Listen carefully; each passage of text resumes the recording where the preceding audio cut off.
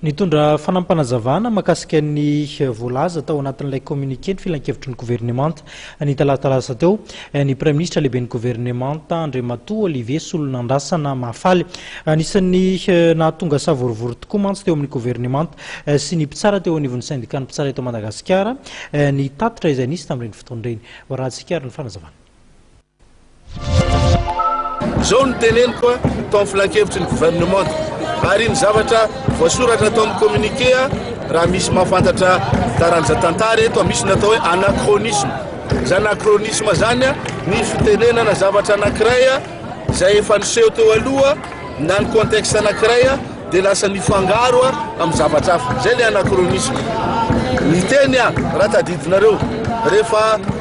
nisy ny fivoriana izay niarahako tamin'ireo ministra izay misahana ny fandriampahalemana tadidinareo tsara taria mahazo arivo dia efa niteny tamin'izay fa hoe hiezaka mitondram-panjakana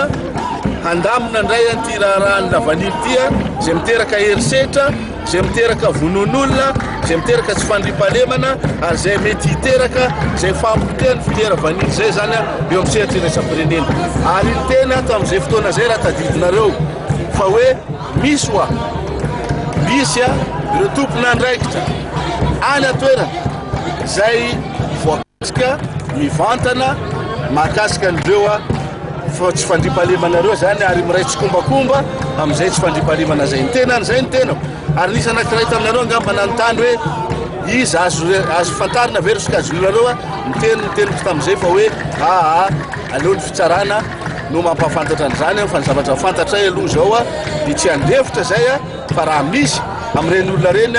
mbola manao ny mahazatra azy manao zadalany rinona ka fahavaratra avy manao isindalana tsy maintsy andrainy andraikitsy ny gouvernemanta mba hiverena ny fandriampahalemana ary anasazy amin'ny sazy farany izay enjana andray ny tompony andraikitsy ara-panjakana reny. Zay ny resako tamin'izay tao amin'ny filan-kevitry ny gouvernemanta mbola indresaka vanily iny no niresako tamin'izay ary tsy niresaka mpitsara na fitsarana manokana ny tenako tompoko.